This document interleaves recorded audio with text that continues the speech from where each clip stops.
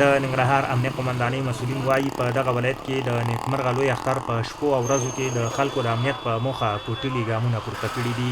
د دې ولایت د امنیه قومندانۍ ویان وایي ټولو امنیتي ارګانونو سره په ګډه یې امنیتي پلان جوړ کړی او ننګرهار میشت ته یې ډاډ ورکړ چې د لوی اختر خوښۍ دې په ډاډمنه فضا کې ونمانځي. په خبره یې امنیتي مسؤلین یې د امنیت د ټینګښت لپاره شپه او ورځ په خدمت کې دي.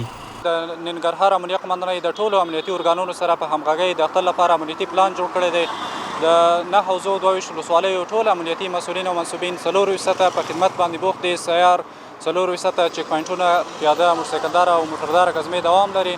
ټول هیوادوالو ته ډاډ او اطمینان ورکوو چې د اختر شپې ورځ د ښه خوشحالۍ او خوښۍ سره ولمانځي. امنیتي ځواکونه 24 ساعته دوی خدمت کې دي او هیڅ نوع مشکل انشاءالله نشته. د څلورمې امنیتي حوزې مسؤلین ولسونو ته ډاډ ورکوي چې مجاهدین د اختر په ټولو ورځو کې د ولس په خدمت کې دي او کولی شي اختر په ښه توګه ونمانځي. ولس ته ډاډ او اطمینان ورکوو چې امارت اسلامي ټول مجاهدین ستاسو په خدمت کې دي، خصوصا د څلورمې امنیتي مجاهدین 4 ساعته ستاسو په خدمت کې دي. ستاسو د هوساینې په خاطر باندې، ستاسو د امنیت په خاطر باندې موږ 4 ساعته ګزمې او چیک پوینټونه دایر کړي. انشاءالله هیڅ نوع مشکل باندې موږ ستاسو په خدمت کې یو چې هر څه مشکل و موږ په خپله ساحه کې په مربوطه ساحه کې نمبر ملګرو ته ورکړي دي، همدارنګه ولس ته ورکړي که څه خبره او رابطه وکړي انشاءالله موږ په خدمت کې. دغه راز د ننګرهار اوسیدونکي د امنیتي مسؤلینو له کړنو خوشحاله دي.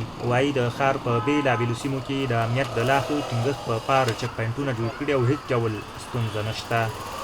د مجاهدینو چیک پوینټ اچولی دی، د امنیت څخه ډېر خوشحاله یو، پوه شي چې موږ ښار امنیت یې نیولی دی او د مجاهدینو نه مطلب هیله کوو چې همدغسې امنیت تدابیر ښه ونیسي. مسؤلین وایي د ننګرهار ولایت په عامه ځایونو، تفریحي پارکونو، د ښار او ولسوالیو لویو لارو کې ځانګړي امنیتي تدابیر نیول شوي دي.